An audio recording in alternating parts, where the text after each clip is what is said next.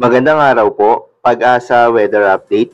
Alamin ang lagay ng panahon ngayong araw ng Martes, September 12, 2023. At latest update sa dalawang low pressure area na binabantayan sa loob at labas ng Philippine Area of Responsibility.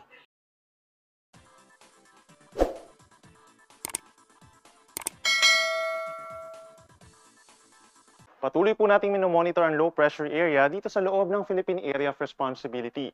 As of 3 in the afternoon, itong LPA ay nasa layong 860 kilometers northeast of extreme northern Luzon. Base po sa ating analysis, mababa pa rin ang tsansa na itong LPA ay maging isang bagyo sa loob po ng 24 oras. Samantala, yung trough o yung extension nitong LPA siya nagpapaulan pa rin po dito sa may extreme northern Luzon. Samantala, yung LPA naman na nasa labas ng PAR, dito po sa may silangan ng Visayas ay nalusaw na sa ngayon, pero may namataan tayo sa mas malayong bahagi pa po ng ating kapuluan at hindi naman po inaasang lalapit or makakaapekto sa ating bansa. Yung habagat naman or southwest monsoon na nanatiling mahina pa rin po sa ngayon at nakakaapekto sa ating mga kababayan po dito sa Mindanao. For the next 24 hours, asahan pa rin natin yung mga pag-uulan, lalo na dito sa may parting Mindanao, pero hindi po ito tuloy-tuloy na malalakas. Asahan natin ang mga pag-uulan dito sa may Zamboanga Peninsula, dito pa rin po sa bahagi ng Northern Mindanao, lalo na sa may Bukidnon, at maging dito rin sa may Agusan del Sur and Surigao del Sur. Ilang bahagi pa ng Davao Region, may mga pag-ulan po pagsapit ng gabi pero mawawala rin. Samantala sa Visayas, sa mga susunod na oras, meron na po tayong mga localized thunderstorms.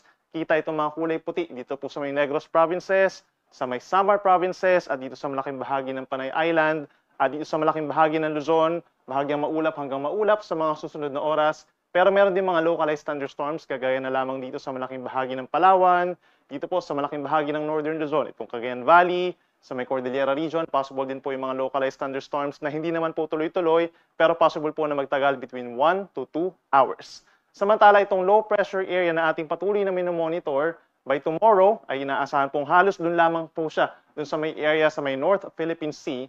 Then pagsapit po ng Tuesday hanggang Thursday, ay unti-unting lalapit itong low pressure area dito sa may Northern Luzon at maring ito ay mag-enhance ng southwest monsoon or habagat na siya magpapaulan sa malaking bahagi ng Luzon and Visayas pagsapit po ng Wednesday at Thursday.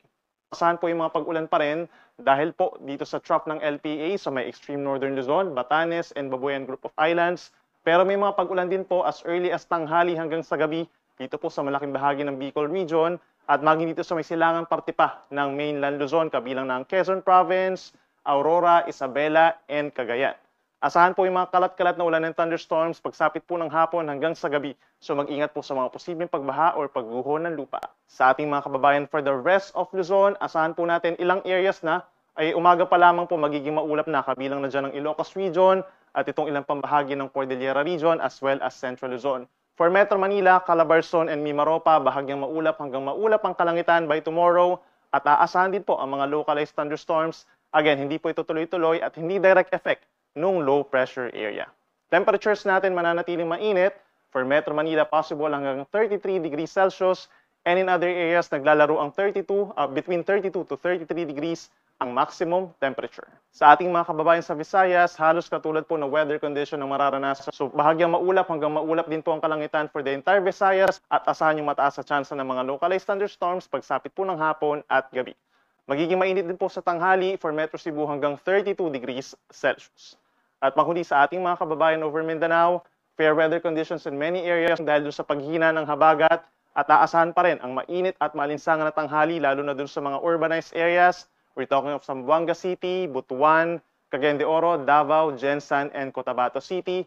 Then pagsapit po ng hapon hanggang sa gabi, asahan din po yung mga pulupulong paulan or pagkidlat, pagkulog. For the next 24 hours, wala naman po tayong aasahang gale warning or babala sa matataas na mga pag-alon.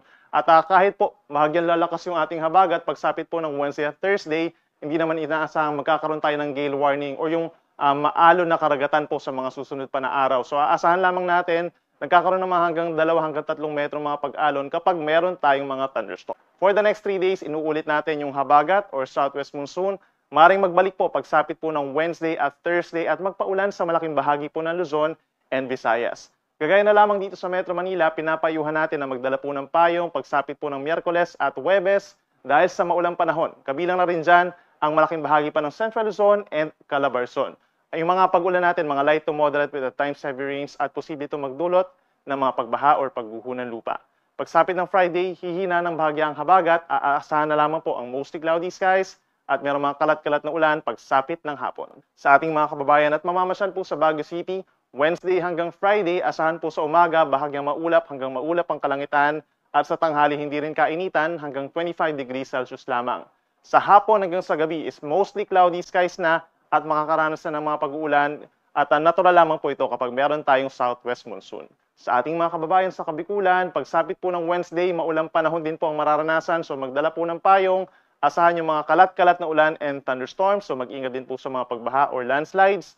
Thursday and Friday, asahan po ang mostly cloudy skies, lalo na po sa hapon hanggang sa gabi at may tsansa rin ng mga pulupulong ulan or localized thunderstorms. Sa atong mga kaigsuonan din na for Metro Cebu, asahan pa rin for the next 3 more days ang mainit at malinsangang panahon po hanggang 33 degrees Celsius at pagsapit po ng hapon bahagyang maulap hanggang maulap ang kalangitan na may tsansa lamang ng mga saglit na pag-uulan.